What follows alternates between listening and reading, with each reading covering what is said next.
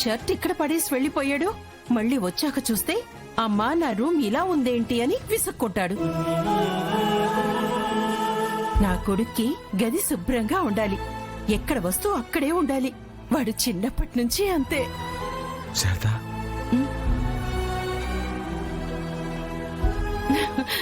ఏమండి వచ్చేసారా? ఉండండి, ఇప్పుడే వస్తాను. వాడొచ్చేసరికి ఈ పనులన్నీ పూర్తి కాలేదంటే వాడు నన్ను తిడతాడు. శారదా, అది కాదు శారదా, నేను చెప్పేది.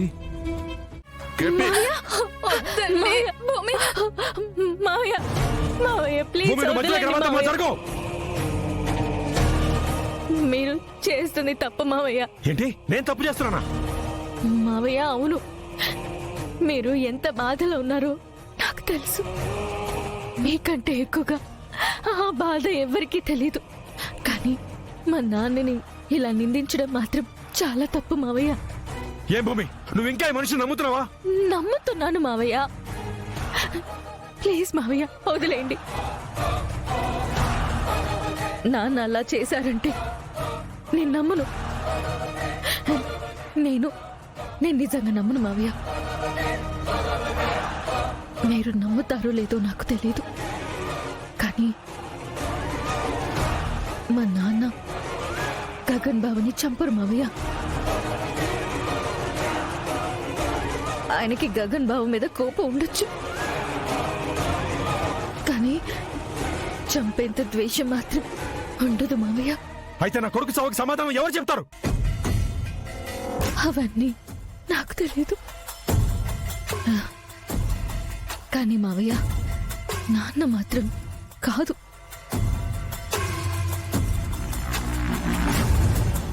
ఆ మాట మాత్రం నేను గట్టిగా చెప్తాను. భూమి, లేదు మావయ్య, నా కళ్ళ ముందే మీరు మా నాన్నని హంతకుడు అంటుంటే నేను చూడలేకపోతున్నాను.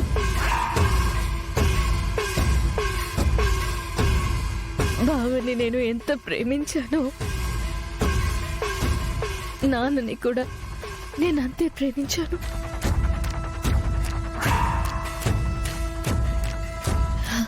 ఇప్పుడు ఒక్కరిని కోల్పోయాను, ఇంకొకరిని కూడా కోల్పోతే తట్టుకునే శక్తి నాకు లేదు మావయ్య. మావయ్య ప్లీజ్ మావయ్య, దయచేసి ఆగండి.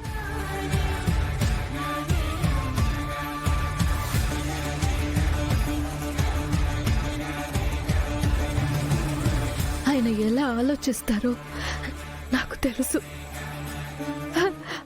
ఆయన కోప్పడచ్చు, అరవచ్చు, తప్పు చేయొచ్చు, కానీ ఒక ప్రాణం తీసే మనిషి మాత్రం కాదు. భూమి, నీ ప్రేమ నీ కళ్ళని మూసేసింది, అందుకే నీకు నిజం కనిపించట్లేదు. అయ్యో కాదు మావయ్య, గగన్ బావ లేడు అని నేను కూడా చేస్తూ బ్రతుకుతున్నాను. ఈ ఇంట్లో ఇంకో ప్రాణం పోవాలని నేను కోరుకోను మావయ్య. నా కొడుకు చంపేశాడు భూమి. అయ్యో నిన్ను వదలను. నాన్న, ఏమండి? నాన్న ఏం చేస్తున్నాడు?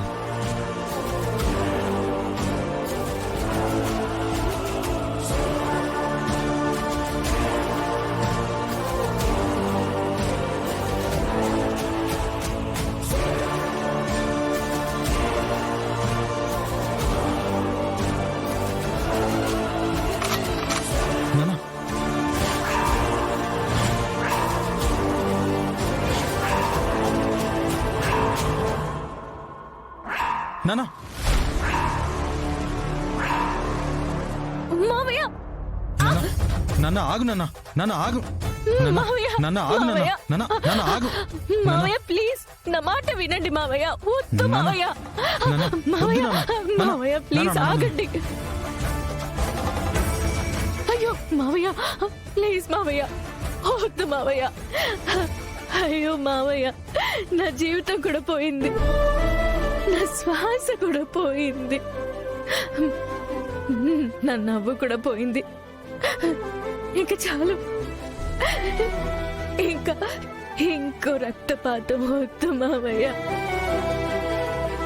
వదలండి! వద్దు. శరత్చంద్ర శరత్చంద్ర శరత్చంద్ర శరత్చంద్ర